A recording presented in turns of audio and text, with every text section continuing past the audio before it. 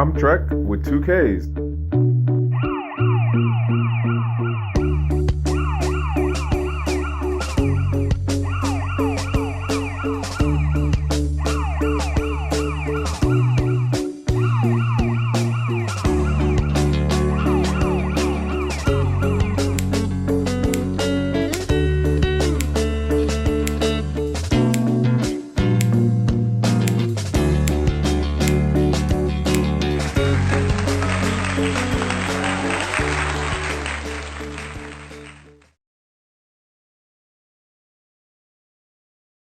Hola, buenos noches, buenos tardes. My name is Trek with 2Ks, and this is another day, another Monday. Hopefully your weekend was cool, or at least you got to do some good things, or at least you were in good company in a safe space. How about that? I am Trek with 2Ks, and this is my Monday live stream. And the basic idea, if you don't know, is I go through Twitter and I see what kind of scratches my brain. And I talk about it in relation to the blockchain crypto space. I don't go off on politics. I don't talk about some new fad trend. I don't do price talk.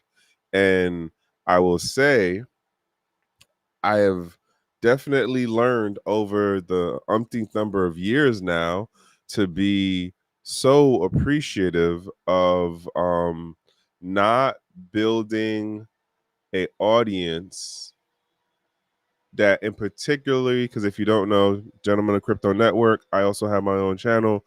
It's literally called Trek with 2Ks. That doesn't actually pay attention to me because it's like, oh, he's about to give the next rocket token, the next money grab, not my cup of tea. We got way smarter people, who you can find their stuff and they do it. I just happen to not be that guy. So with that said, I appreciate the folks who are tapping in, because some of the stuff I say outside of the price talk stuff makes sense. And, we go from there. I was looking through some of the older videos, and I would say I appreciate the folks who gave the thumbs up. I'm kind of curious on what's going on, because I think like the last couple of videos, and I don't know what I did or didn't do. All of this has been an experiment in regards to the No Face channel stuff. In that I'm not seeing the bots in there like that. I don't know if King did something on the back end on the Gentleman of Crypto side channel, or YouTube is getting better at cutting out the bots. I don't know, but I noticed there was like if anything in there. You know what? Let me do that now, because my luck, someone will decide to call me. Someone will decide to call me. What is going? Oh, okay then. All right, yeah. See, this is why you can't have your phone out when you doing live streams. I swear to God, you can't. You cannot. And pardon me, I'm still getting over something. So, yeah. I am still over here dealing with health things, and so the voice sounds how it sounds right now. And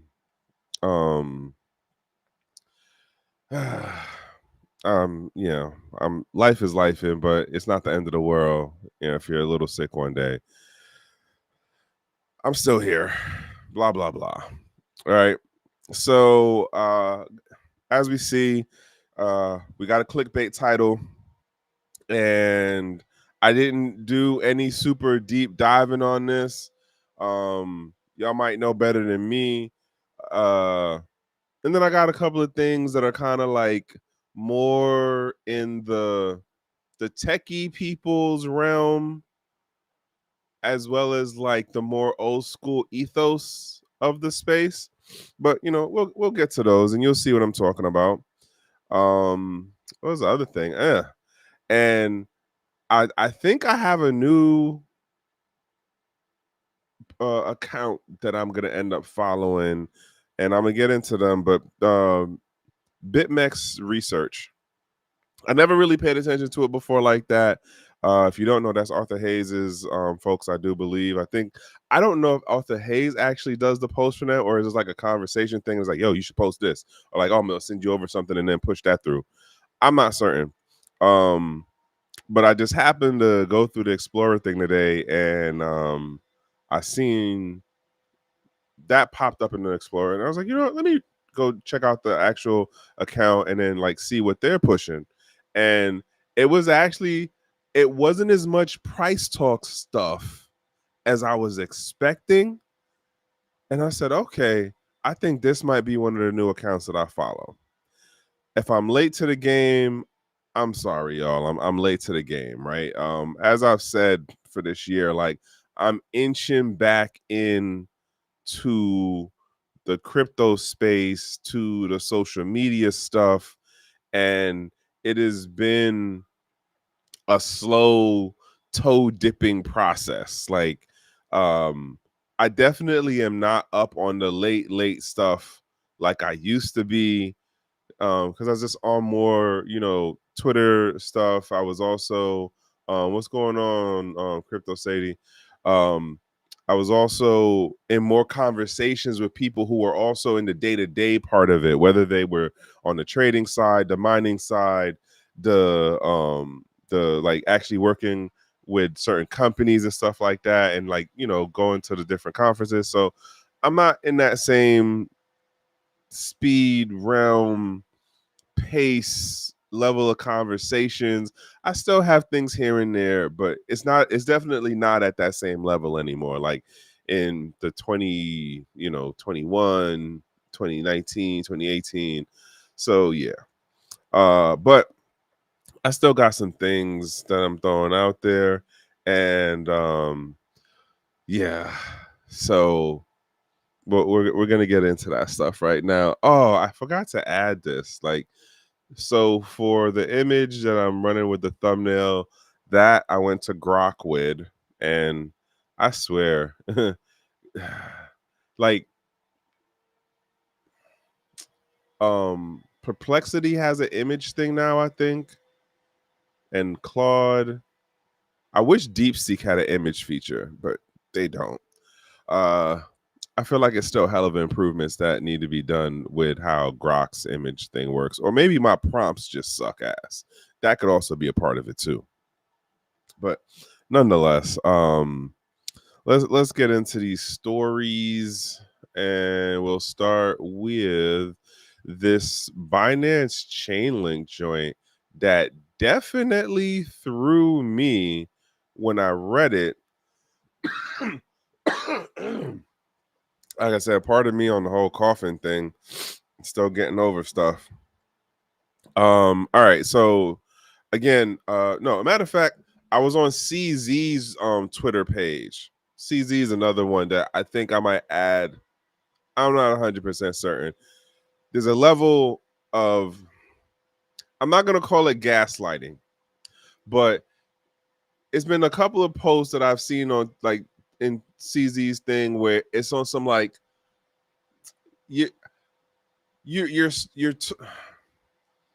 maybe it's just me. It might be just me, but it's like, you talking like somebody who went to jail and came out. And let me put this in context. Let me put this in context.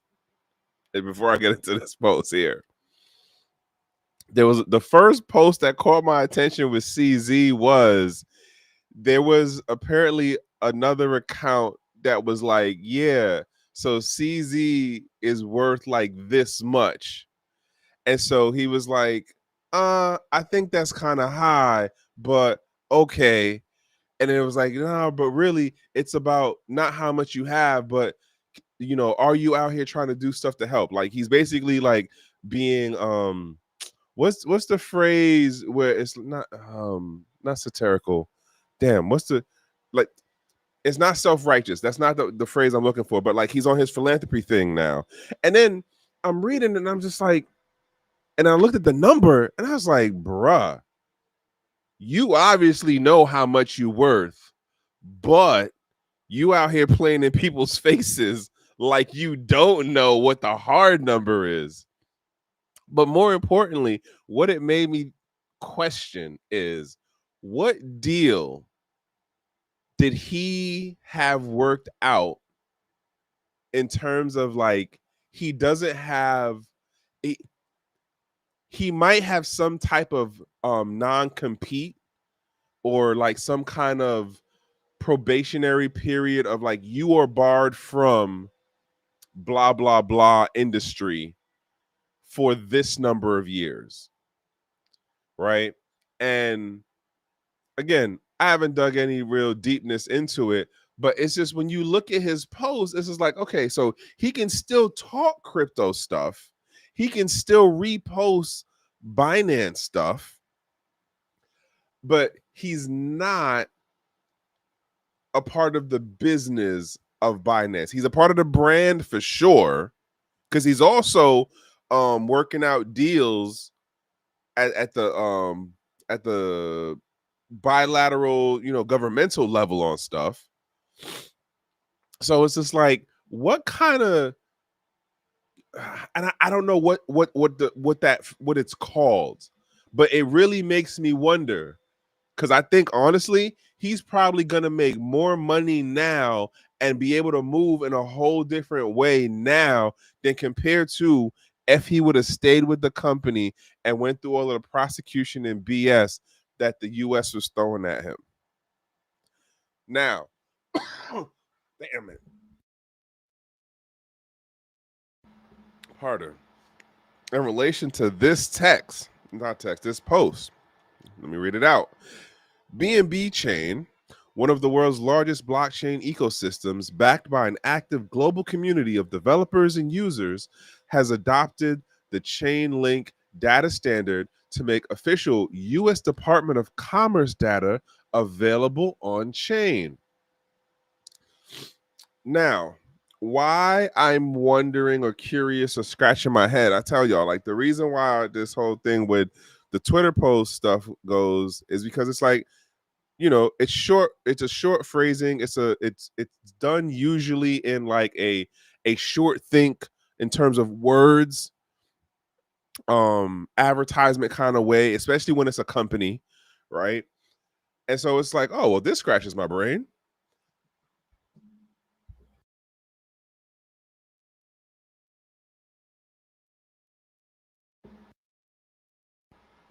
Yeah, I am gonna be dying. So this scratches my brain because if we're on this whole, and when I say we, I mean we in terms of US government, and particularly this administration's focus. If we're on this whole anti-China move, and then if now, granted, what you like, part of the thing when they were going at CZ earlier was the whole like, oh, he's Chinese, it's a Chinese connected company, da da da da da da da da.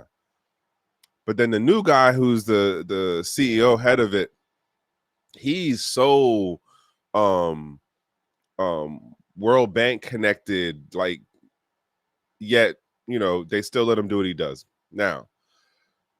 But again, if the argument back then was Binance was so China connected, how is this okay? And if you don't know, like, Chainlink has been doing business with the federal government, I don't know if to say from day one, but they're definitely not a newcomer to selling services and software and things along that line. Um, like, they're not new to it. They've been doing this for a hot minute. So I get the Chainlink part because I do believe they are an American registered um blockchain company or crypto company. I think we'll go with blockchain company. But how does this work exactly? Like, what was the idea and again, y'all might know better than me on this one because I ain't look into it, but it's just like, how do we sell this idea of like, oh yeah, we should put the Department of Commerce data on BNB chain? What? Why? What, like, what's the benefit of this? And then the other thought is, it's like, I wonder, you know what? I might have to play with this later because this might be a Grok question. Be like, Grok, does this make sense to you? What does it mean? I don't know. I just know this scratches my brain. It'll be one of the things again. It'll be bookmarked for my 2025 bookmarks. And we'll see how this plays out in, you know, in its own time. Are we going to see other federal departments putting some of their data on Binance chain, or will it be on Ethereum? We got the Ethereum story. It's the lead clickbait title. Will will another chain, you know, everyone, Solana's the hot shit because it has a higher transaction rate than anybody else, da da da da da.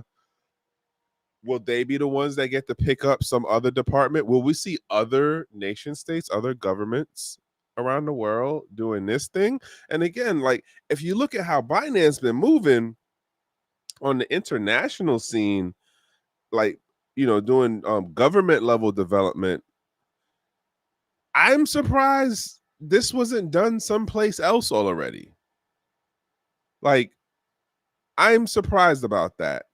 But again, I'm still kind of lost on the part of, if we're so anti-China, and the argument in the beginning of going after Binance was about this whole China thing, how is this copacetic? It doesn't make total sense to me.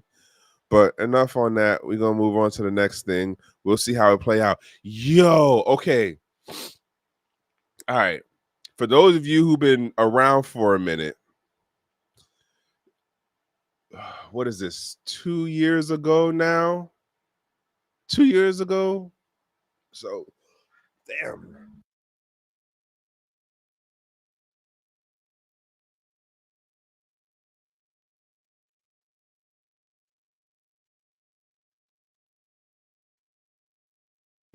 All right, sorry y'all. Um I want to say this was 2024. I don't think it was 2021, but I think no, 2022.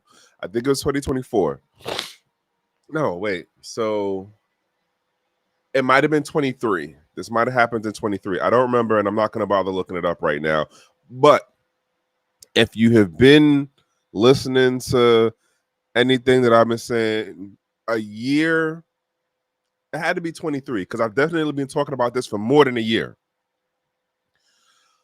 The IRS, this might have been last year. I might be overthinking this shit. But there was a case in where a guy sued the IRS because they started collecting his banking information, and he found out the hard way. Like, the bank happened to tell him what was going on, but it wasn't like he was flagged. It was because his homeboy that he had a business, he had a transaction with, he was under investigation by the IRS. And so the IRS was like, well, we're just going to look through everybody's stuff that he's connected with. And that's what they did. Went to the bank. Hey, we need such and such information. Boop, boop, boop. They hand it over. Guy finds out. He looks to sue. Hey, this is a violation. Y'all can't do this. Goes through the court system. I don't know if it made it to Supreme Court. I think this might have made it to like district level court, or circuit court, and I don't know which circuit it was in. court basically goes, IRS has the right or the authority of reach to, if they're investigating person on the left, you did something with person on the right, we can go into your accounts too. I bring this up because the other day on YouTube, you know how they have those commercials when you're on the when you're doing the app. You don't see it if you use the browser version side of watching YouTube video stuff. And so you have the commercials that play, and some of them are like info, what is it? What do we call those? Infomercial. There we go. Infomercial length, where like it's a couple of minutes. And if you are in the Middle East, them joints be like 40 minutes long. Okay. So nonetheless, the other day I see a commercial, and I didn't watch the whole thing, but it was literally the dude starts on the intro of the IRS having the right to look at your explain the same story. Not the same story, but the same scenario I just explained. He doesn't talk about the case and the two guys, whatever. He just gives a scenario, and it's like, and we provide blah blah blah service. And I cut off at that point. I just remember hearing that part, and I said, "Ain't this some shit?" I've been talking about this for more than a year. And lo and behold, here's this commercial now offering some service of whatever. I don't know if any of y'all seen it, but it definitely had me like, yo, things are coming around. Things are coming around.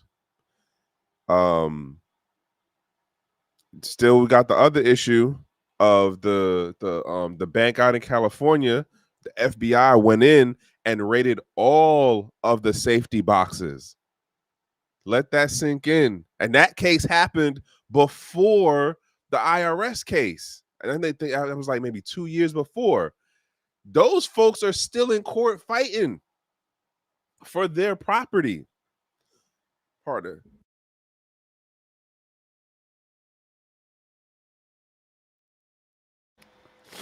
Those folks in the Caribbean now. Yeah, those folks are still in California court fighting for the stuff that was in their deposit boxes. FBI is like, all right, bet, come through. Prove that this is you and how you got it. Honestly, I think it was a sweep, but you know, we're not gonna run down the conspiracy hole right now. But just like put that in the back of your mind at some point for anybody who's like, oh yeah, the bank is safe, and literally there's multiple things, but there's like three things that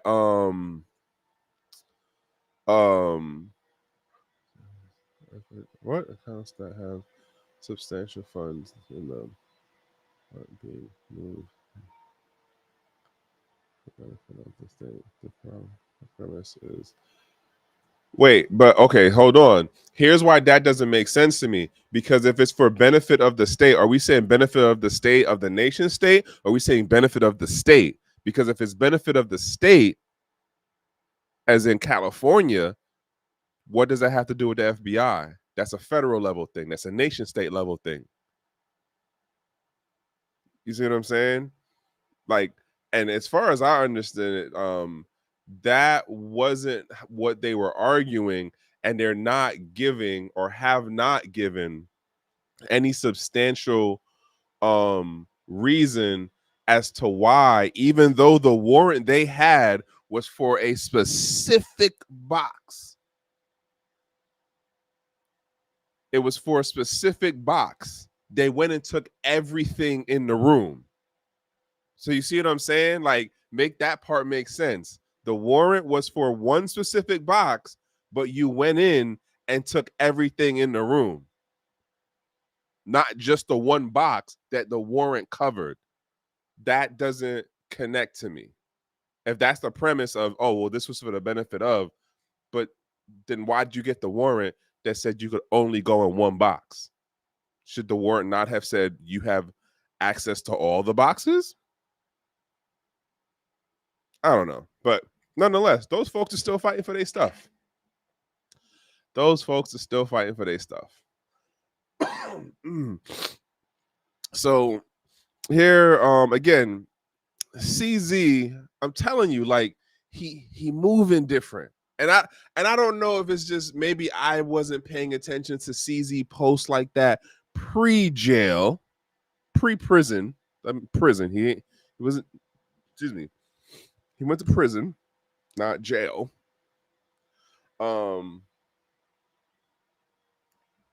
So I don't know, man. Like it's just one of those. And then I seen this and it was like,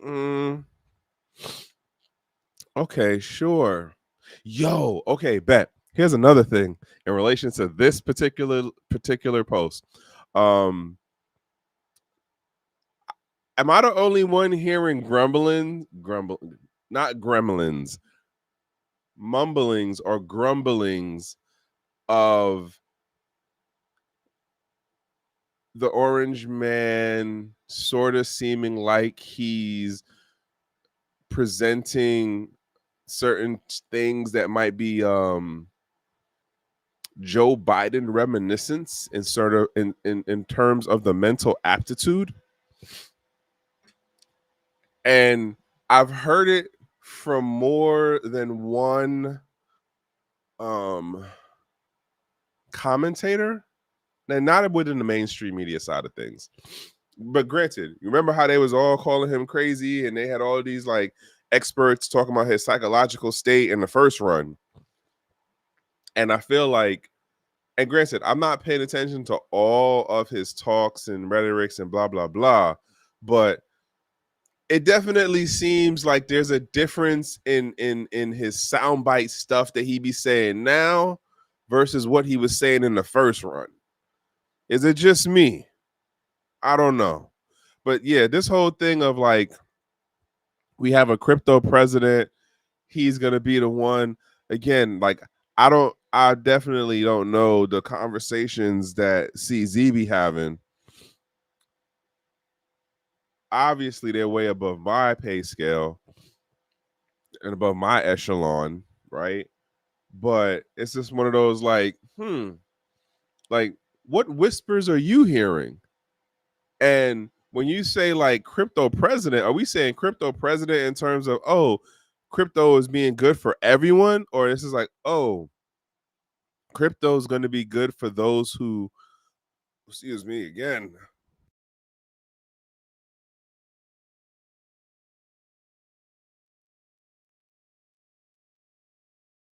All right, sorry. All right, so I'm not the only one hearing that then. I'm not the only one. So like, where's I going? Again, CZ's in a whole different tax bracket, right? And if you look at what's going on with the Trump family, it's just like, just don't give me the everybody free, we all gonna be able to eat thing. This is like a quintillion effect of the folks who are up at the spigot is gonna be the first to get the to eat kind of thing. That's how it's coming off to me. And again, I don't know, like looking at these CZ posts, some things I'd be agreeing with, and other things I just be like, what's going on, man? Like, what? Oh, my bad. I didn't even show the damn post. My bad. Let me do this real quick. That was my mistake, folks. This is the post that I'm talking about. Nope. That's not the one. There we go. Damn it.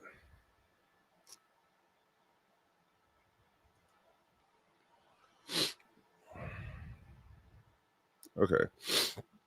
So yeah, that's the post that I'm talking about. Again, he be some of the things come off real facetious isn't the word. What I'm trying to think of that word where you're just like, you're doing things because it's like, oh, this is the good and righteous thing to do.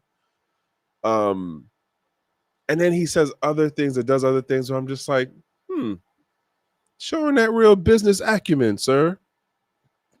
There you go. And he does other things or says other things that just really make me wonder what kind of deal did he have? Like, is his deal? Well, he served time, so like his deal definitely wasn't like Arthur Hayes' deal, right? He actually had to go behind the bars. But whatever. Also, didn't know that this was a thing. Lost text spur oversight inquiry into former SEC Gary Gensler. Basically, um, he's saying that he doesn't have communication between him and whoever it was that they were requesting, and it's like, oh well, my bad, and it's like, oh, don't worry about it, Gary, it's okay, and it's like, really? So there's no level of accountability in terms of like, is this your personal device that you were deleting stuff off of, or is this the government approved phone for your job that you got handed that is like, hey, like y'all get what I'm saying? Like the way this plays out in terms of like, hey, just claim you lost the text. They can't hold it against you. And then that's it. Like that's it. He still gets to go off and do what he does in life, even though he's ruined like how many people's lives. And I'm specifically going in regards to the crypto thing and the way that he chose to do regulation of the space, as opposed to providing actual clarity and standards for all of those people who are the regulation warriors. It was just like, hey, you did wrong. Well, what did I do? Don't worry about it. Boop, over your head. Give me your business. You're bankrupt now. We're freezing all your funds. Like, yo, other funny point, talking about the blockchain summit. So as I said to y'all, Hester Pierce was there. There was no tea in any of what she said. And it also makes me realize more now because I know the question process, and I know also for how her thing played out, like you wasn't going to get anything out of it. But here's the part, and I said this last time.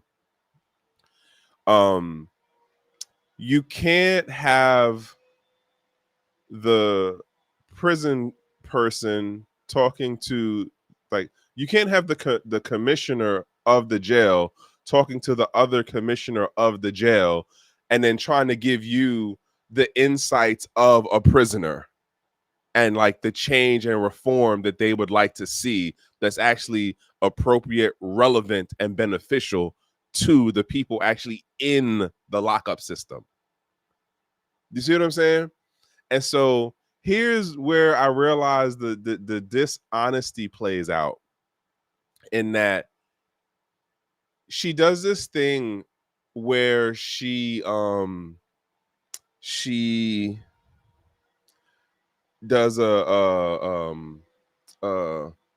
I forgot what the phrase is right now, but it's like, all right, all the things that I say are just basically solely my opinions, and it's not in relation to my position or my role within the SEC or any current things that are open for discussion or in litigation, blah, blah, blah, blah, blah, blah, blah.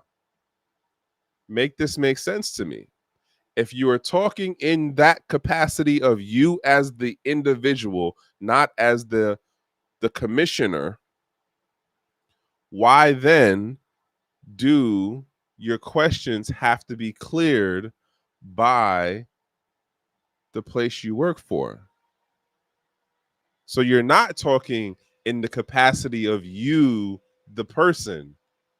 You're talking in the capacity of the commissioner, of the warden, of the person in charge of an enforcement agency. You see what I'm saying? Like that, you can't have an honest conversation if that's the ramification, if that's the context and the environment. Damn. That the quote conversation is being held in. Hold up.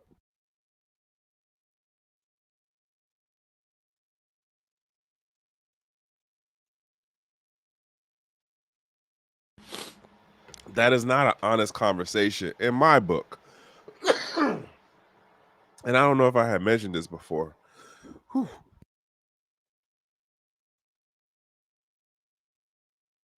Yeah, I'm dying down here. After she gets off stage, Reggie happens to be over on the side. She recognizes him, and I'm just watching it.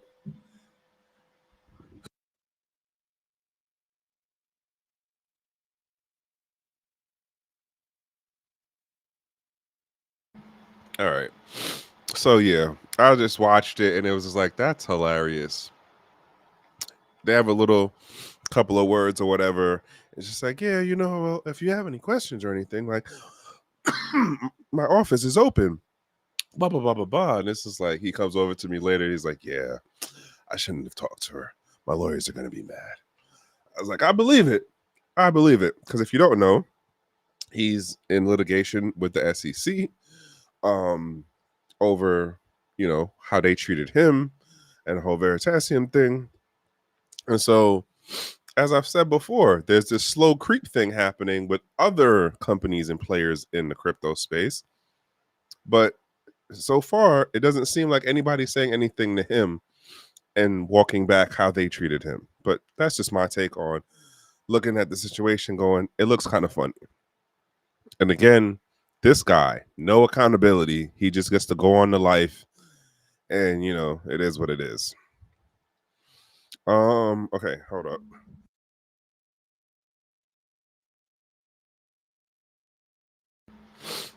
Okay. So, this is BitMEX research. Again, I'm not certain how it plays out in terms of like who's the person actually handling the account to put out the post. Um, Basically reads out below is a form of presentation we gave. Below is from a presentation we gave in 2015. We have not seen Mike Hearn's view on this topic expressed so clearly like this for a long time. Are Mike Hearn's views on Bitcoin coming back into fashion? So there are two competing visions of game theory here. Mike Hearns. Miners care about the long-term interests of the system game of life. Peter Todd, miners maximize profit in the next block. Nash equilibrium. Now, my thought on this, when I originally read it, I think I understood it. I was understanding it differently before, but now that I read it again, this is something else. It was another conversation that I was having at the Black Blockchain Summit where Frederick, God, what's Fred's name, last name? I can't remember his last name right now, but he has a whole big concern thing about looking at what's going on with the miners and how, like, as the happenings keep happening, the financial incentive, we're going to end up losing, at least for his idea and projection of how he looks at it, we'll end up losing miners who provide that security to the network because it won't be financially advantageous because of the happenings, right? And this goes to this point here that was brought up by Mike Hearn versus Peter Todd, right? And I'm not 100% certain on this one. I'll be honest with you, right? For how I look at what is going on in the space now, security is not a part of the conversation like it was back in 2015. The security of the Bitcoin blockchain is not the same type of conversation that we had back in 2015. Why? Because the majority of the people who are in the space now don't care about the tech like that, don't care about the consensus mechanism, don't even understand. Like, there's a number of people who up to now have never even read the Bitcoin white paper. All they know is it's on this thing called Coinbase, and they can just do their little swipe thing and buy it. And it costs a lot, and it's up like over 100K right now. That's all they know. And I've said this before.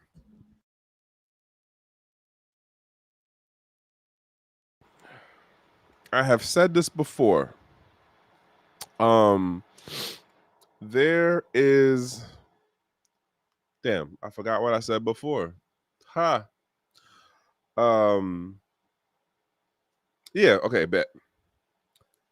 Those of us who have the ideals of economic sovereignty, financial freedom in its most meaningful thing of like, I can hold, store, protect,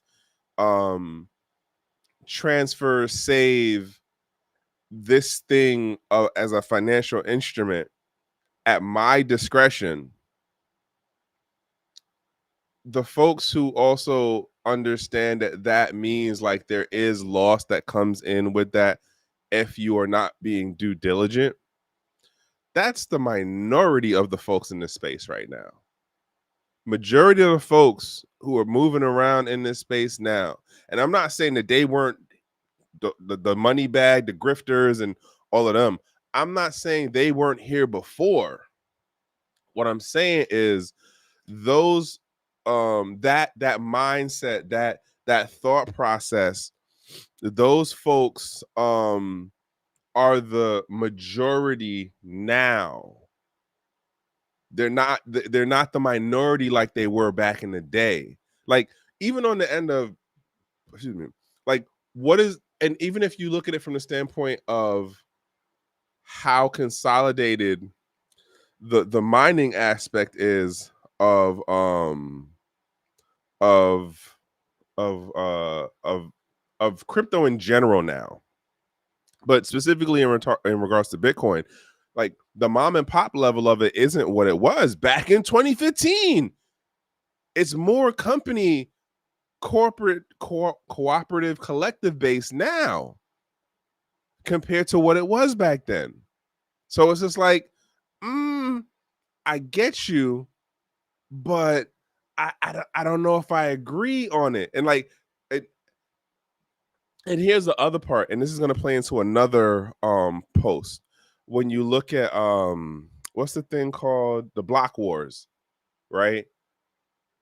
That's the bigger level personality folks and businesses trying to do what they do to make it advantageous to them in particular, versus the like, no, this works for the better collective overall, not just my company or my clique of people.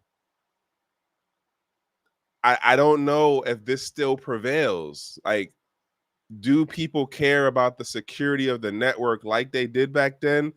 I think that there are a number of people who do, and a number of people who definitely see it as having a growing of importance because of all of the things and directions that Bitcoin is now being pulled into, as well as what we see going on with other chains.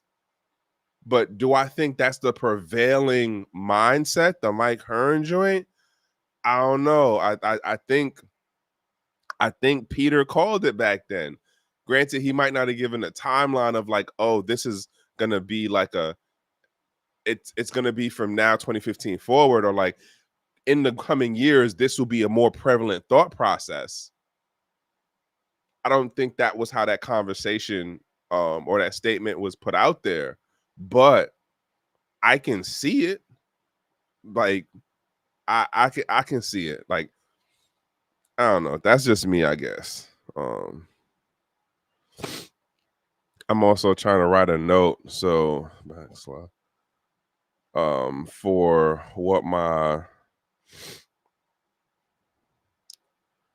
um what my LinkedIn post is going to be this week. What are my takeaways? Yeah. So we got to like figure out multi ways to reutilize this content and stuff, as they say. I forgot what the what is it, the rehashing, rephrasing, whatever. Anyhow, moving on to the next thing. If y'all agree, cool. If y'all don't, I would love to hear your thoughts on this one. For those of you who know what that's about, again, I am curious as to how many people would actually understand what that was about. What's the other one? Okay, so this post got me too. All right, let me. So let me read this one out too. 126,000 politically managed United States dollars per developer are not good at politics. Politics Bitcoin. And when I first seen it, I was like, what? Like, where are we going with this? So when you open this up, where'd you go? Somebody breaks it out down here. All right, yeah. Because Dano Prey, like I was on the same. What does this mean? So BitMEX breaks it down.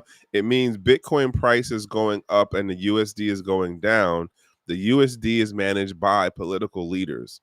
Some people seem to think core developers are political leaders / stewards, and they are doing a poor job of politics. However, political money goes down, which, if you do look at how history plays out, that kind of is the thing. When you start messing around with your money, it is usually some political things that are going on where, you know, hey, we got to start doing this thing to financialize the money circulation, or the what is it, the money velocity, or the money generation, or the money creation, or the money medium. So, like, case in point, when they talk about Rome back in the day, they used to do the clipping where they were doing something where, like, they were either, what was it, cutting down the size, but they were doing it really, really small, so like you barely noticed it. And then we get into different things as far as like, but that was there were political things going on that was the idea that somebody came up with as a way to make it um work for what was going on with the system at the time. And we have a whole bunch of that going on now. Like, I was watching something the other day and they were talking about stock buybacks. And I was talking to Catherine from Storage about this, where it's just like, stock buybacks are seen as a normal thing now, but they are a form of market manipulation in terms of stocks, and they are financial engineering. And I didn't know the timeline of it in terms of stock buybacks weren't a thing before the Reagan administration. They were illegal. It was illegal to do stock buybacks before the Reagan administration. Showing my age, right? But that was a thing. And then we turned around and was like, well, you know what? Let's let them do it a little bit. Then, what was the other thing that I was learning about?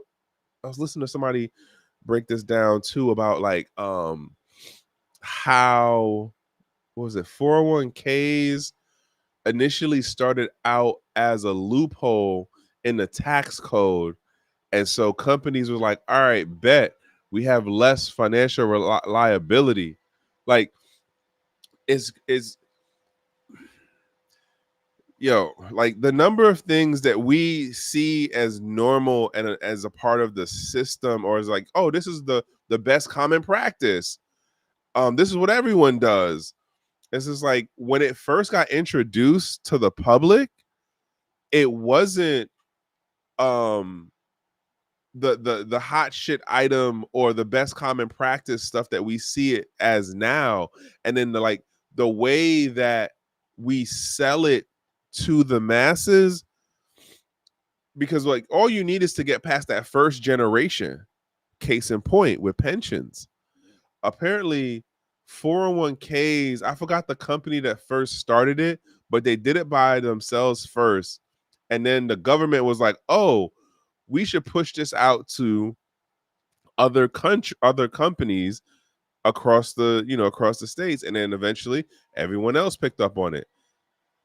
And I was like, wow, interesting. It's a common practice that the government will see an individual doing something and then be like, oh, let's put it on this way at scale. But anywho, point being is there's things going on in our finance and economic realms that at one point it wasn't the best common practice. It wasn't the everyone does it. It was illegal, or it was one of those like, hey, don't do that, because then in another cycle or generation or two, you're gonna have this issue. And math works how math works. Like the markets work how they work. And when you then it's also so crazy on the end of, we know that there's a level of markets are local, and then markets have a regionalness to them. So case in point, it's like saying a local is all right within this city or within this zip code. Regional is like, all right, we're gonna say Jersey, Connecticut, and New York. All right, or like the MVA, sorry, the DMV, Virginia, DC, Maryland, right? Um, and and as you go like higher up the thing, there's other factors that play into how that market works. But we do a lot of like artificial prompting with our system. And for the most part in modern economics, like mostly all of the first tier countries do it. We have circuit breakers, we have different like policing agencies. We do things where it's just like, hey, we don't want the market to really be a free runaway market, because if we let it do that, if we let the market, whatever market it is we're talking, financial, grain, farming, blah blah blah, they end up having, they get into their own boom bust cycle. But it would play out really weird when you get into the whole thing about like the local, then the regional, and then like the national, and then like the global thing.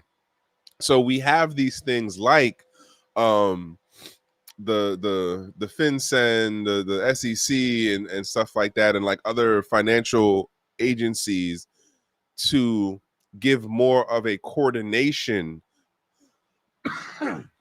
between these different markets and echelons. Because if you just let them work on true free market dynamics,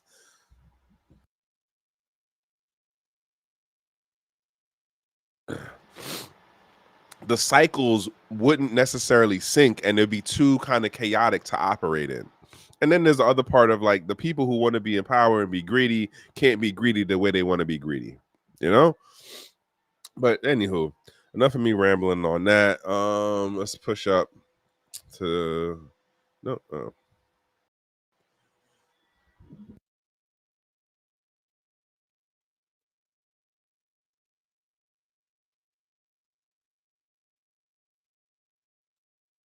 Okay, so this is the other one. Um, I got to look into this. So Bitcoin Core versus Bitcoin Knots.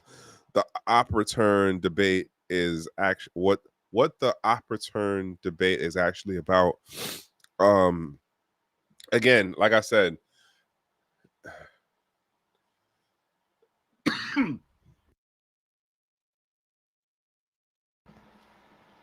Yo, what's going on, man?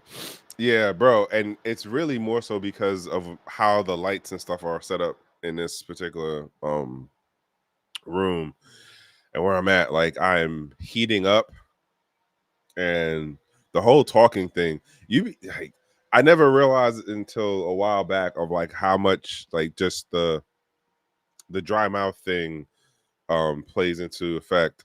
That sounds like a pause in there somewhere. Um I'm gonna get to the I'm gonna call Neo. Yeah, I mean, Neo, man, who remembers Neo? Jesus, I haven't heard that in a hot minute. Jesus, I haven't heard that in a hot minute.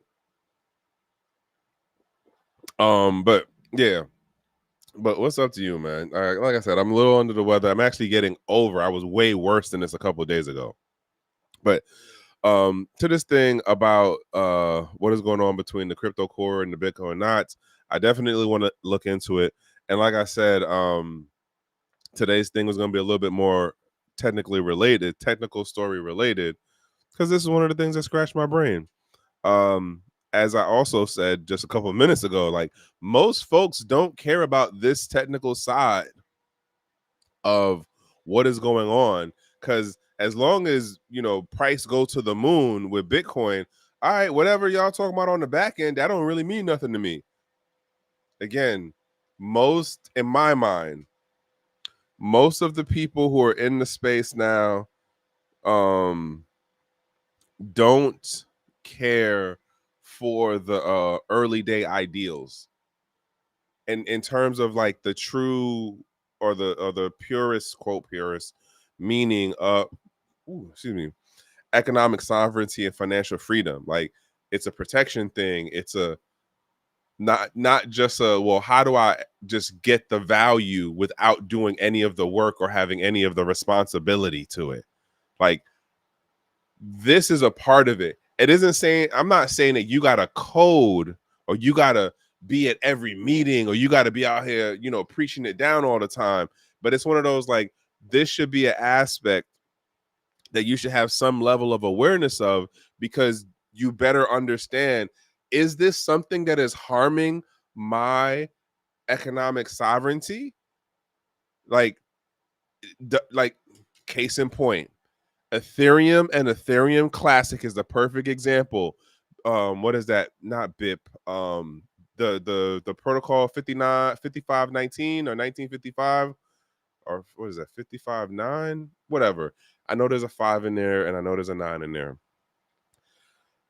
That introduction, did that harm people or did it help? It made 2 new chains, that's for sure, depending on where you were when that whole thing went down, right? You had either started like loading up on the new Ethereum, or you just stayed with the old Ethereum Classic. And code is law. That's what we're gonna roll with. That's what we're gonna keep to. But then you see all of these functions and features and stuff going on over there in the new Ethereum blockchain. And it's like, oh man, but I want to get that bag, because I believe Ethereum's up there now. I think it's like 1,000. I don't know. Don't get me to lying. Y'all know I don't be paying attention to the prices like that. But like, did what the new Ethereum, Vitalik's Ethereum, did it help this? Did it help the individual? Listen to what I'm saying. Does it help the individual for moving over to proof of stake? Does that help the individual in terms of economic sovereignty and financial freedom? Arguably, it does not, because proof of stake gives us quantitative easing and quantitative tightening in the crypto space.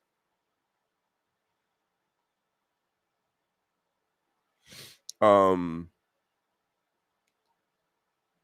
so, sorry, I'm trying to write down this note, y'all. Hopefully I can read this later.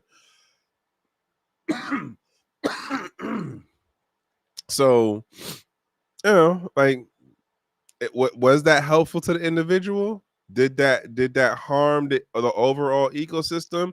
It depends on which side of this thing you're on. It depends on how you're running with these the principles of how you operate in this space. If your principle is get the bag, then bump it. Like the new bit means nothing. The changing of the consensus mechanisms mean nothing, because all you're trying to do is get the value, extract out, and then like move on to the next thing. Right? And now, if that's the basis of your economic freedom, which is different than economic sovereignty in my mind, but some people would disagree. I'm just saying.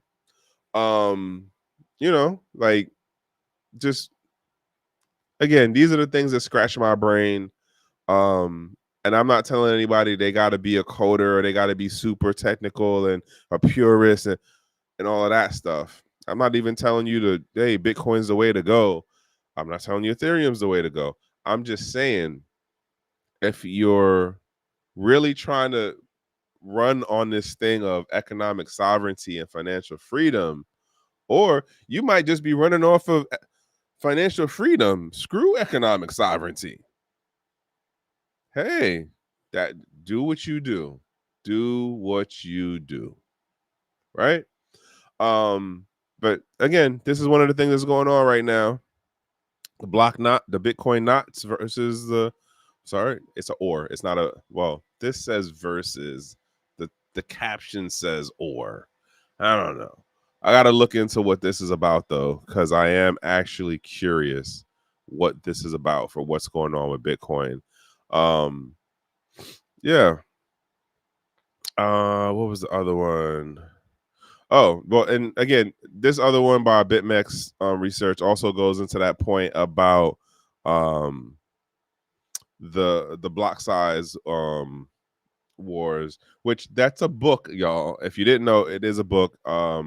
And it definitely gets into like that, what you saw on the Twitter space, depending on who you were following, or like how you were looking at it, as far as like what might have made it into some of the news stuff, which wasn't really like that back then, unless you were in like the Reddits and the Twitter and what was the other joint? I can't think of it right now. Was it Bitcoin Magazine? When their early version of their website. I can't remember the whole thing right now, but Discord, bam, that's where I was trying to go. Discord. But nonetheless, like, we did all this stuff back then. Let me read it out. Sorry, y'all. We fought and won the block size war for a reason, so that we don't need to spend all of our time worrying about what goes on chain, so that we don't need to go around begging people not to relay things, and so that we don't need to plead with miners not to put things in blocks. Basically, it's like, if we would have if it would have went the opposite way of the block size expanding beyond what it is right now, that means more transactions could have been put inside blocks that make up the storage of the data, the transaction, and all that stuff. And so the issue of part of what was argued back then was, if you allow for more storage space, people are going to find things to put in on chain. X amount of that stuff isn't going to mean jack diddly. And then we open ourselves up for the Bitcoin blockchain getting bullshit added in on chain. Like, not just, oh, this person did a inscription for ordinals and stuff like that, or not just like how the '08 recession that happened. There's the New York Times article, I think, that is in one of the like the early blockchain, the earlier blocks. Sorry, and so the idea in regards to this post, which I would agree, just because of how you got the bad actor folks, and again, you got the folks who were arguing this. in terms of the minor companies back then and the bigger personalities in the space who were holding certain bags, crypto bags, they were arguing this point saying, well, yeah, we should do it, but the intention behind it was like, oh, this is going to benefit me versus this is better for the overall space. Again, that's the thing that gets it. It's like, is this better for the overall space? Which it goes to the Mike Hearn video, not video, the Mike Hearn comment about the way that the miners will look at the security of the blockchain, the network, versus just the, oh, we got to get the bag. If we ain't getting the bag, we're not going to do any of the security stuff anymore. Which again, I'm just saying, 2015 is 10 years later. The mindset is kind of different out here. The mining companies are more mature. They have a different approach to how they trying to get this bag for the long run. And I be honest, that was another conversation that was happening at the Black Blockchain Summit. But I don't know. And I've been kind of wondering that, like, what happens when we get past a certain halving? Like, how far down do we go?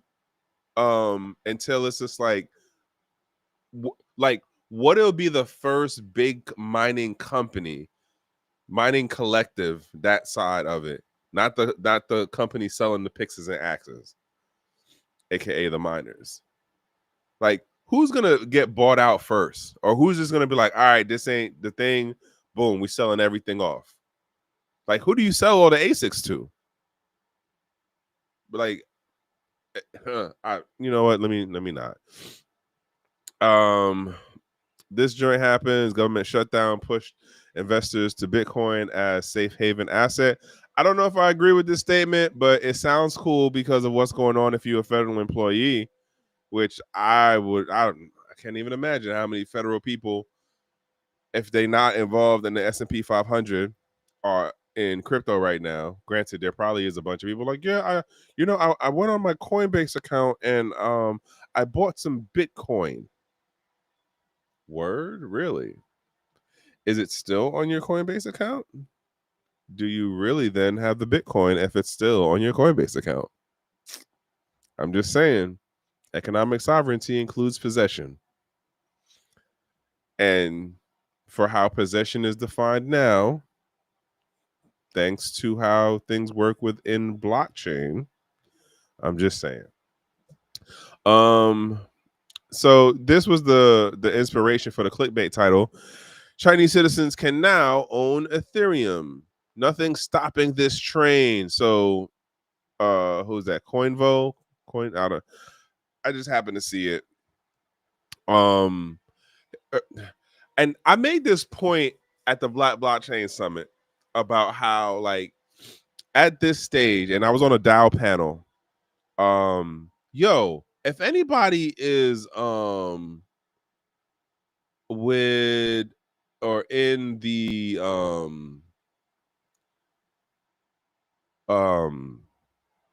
Gala Games space, reach out to me, please. There's somebody that I'm trying to find over there. Hopefully I hear from this person sooner than later. But yeah, if somebody's into the Gala Game space, reach out to me. I got questions on some things with how y'all stuff work over there. But in regards to this, one of the points that I was making on the DAO panel I was on was, we know the technology works. We know building community is already a thing. And in regards to this, we know, oh wow, I was way the hell off. I said 1K. I said 1,000. Was Ethereum's all-time high is like 1,000? Wow, I was way the hell off. That is hilarious. Oh man, that's hilarious.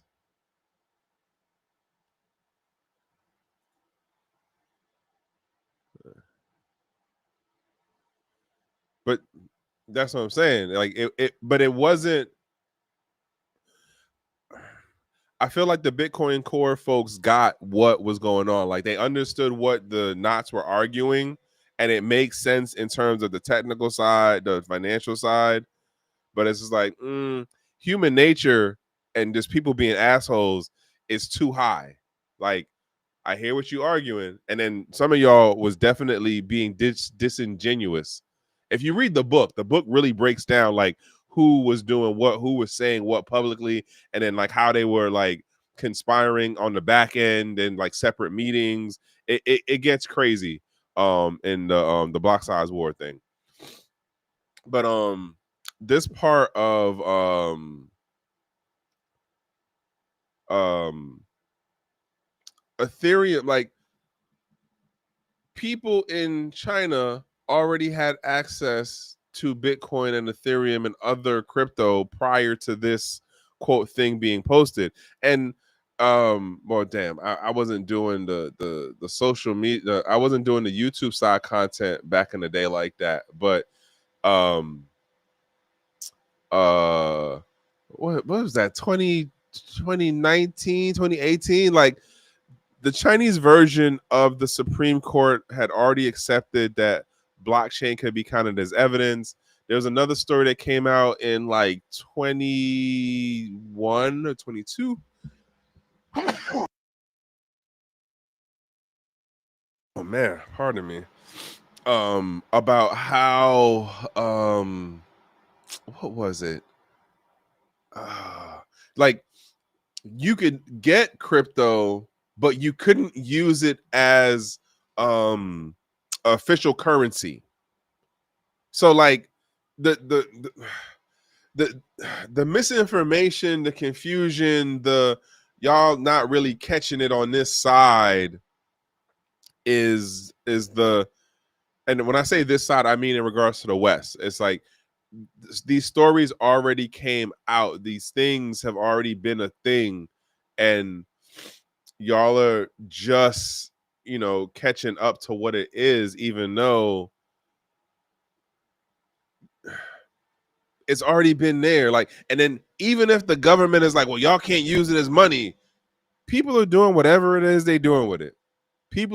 Some people are using it as financial instruments for just trading. Some people are using it like in some way of purchasing. Some people are just like, I'm just gonna hold this, and at some point, this is gonna be my bag, right? Um, that's just a whole like that's gonna. This is the part that really started to annoy me around like 27, no, more like 2018, where people started to tell you like how you had to use crypto. Oh well, you got to use it to be a trader. You got to trade. If you're not trading, then you're not doing it right. If you're not trading, and it was like, yo, bro, I was at this how many years before you? Like, how you gonna tell me how I gotta use what? What?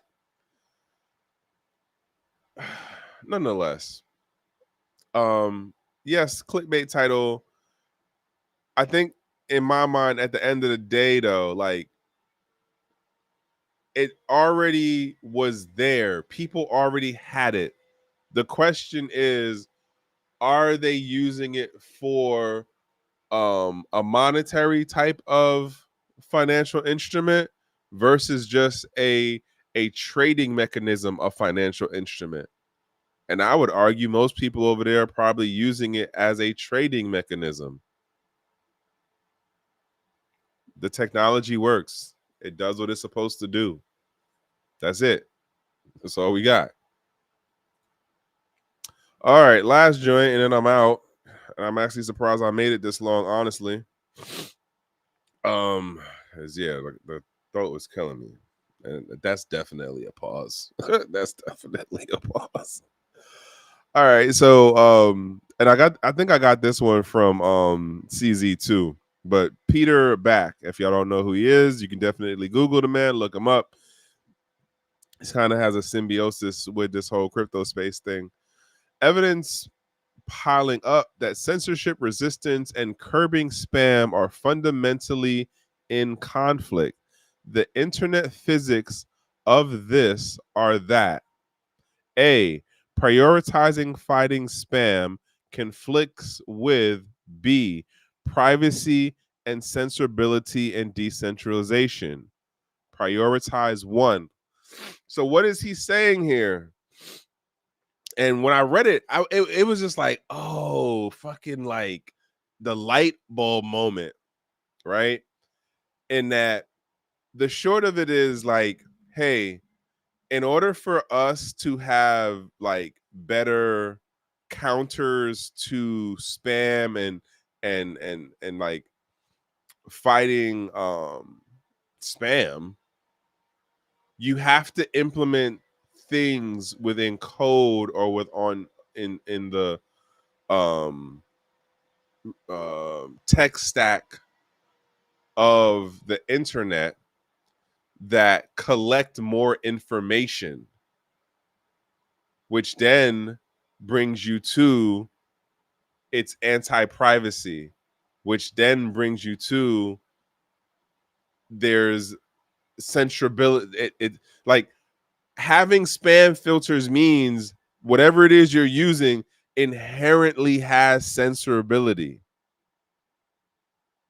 Because in order for you to be able to stop getting the spam, you have to be able to censor the traffic.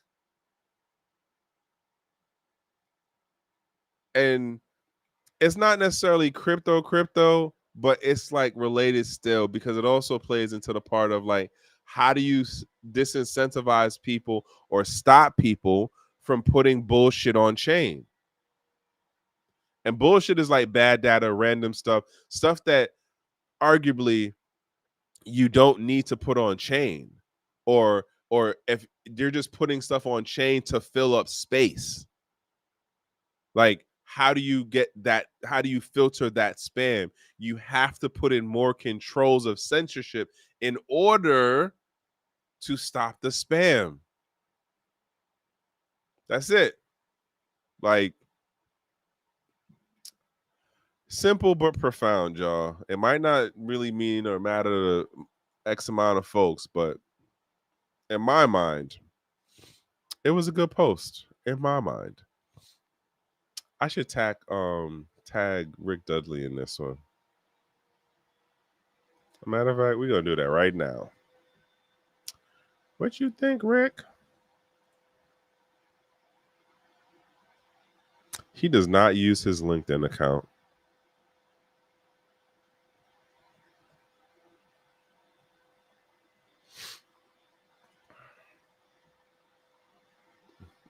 But yeah, that's all I got for y'all on this episode.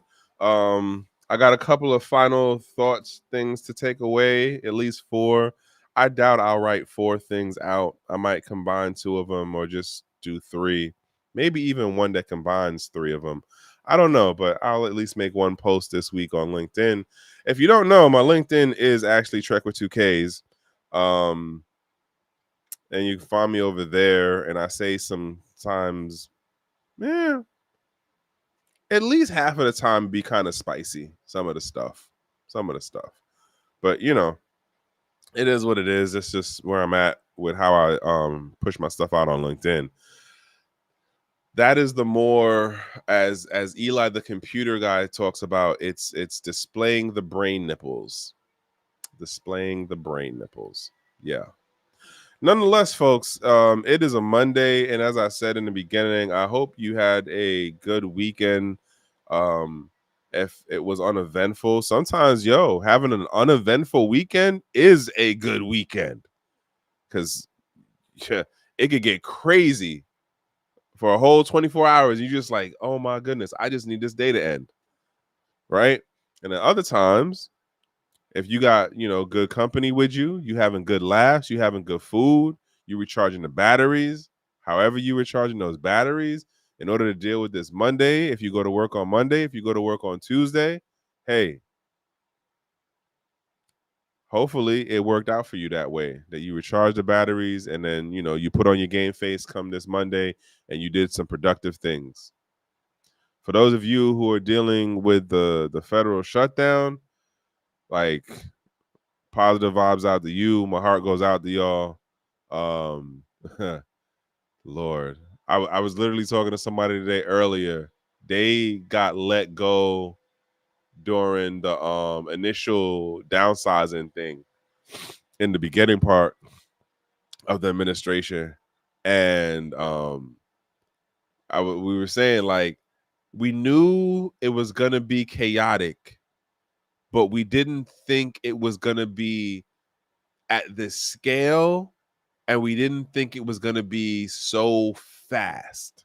And it's just like, if this is what less than year one looks like, heaven only knows what year 2, 3, and 4 will look like.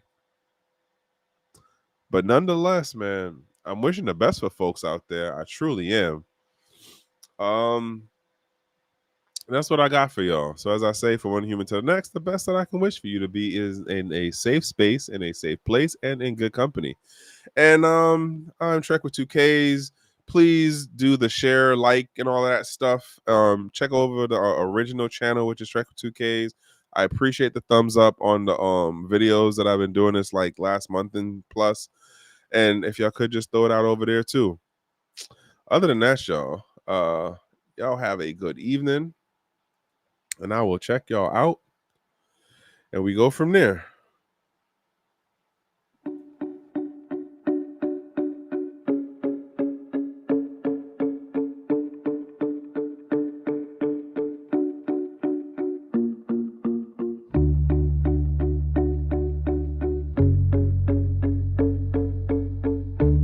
I'm Trek with 2Ks.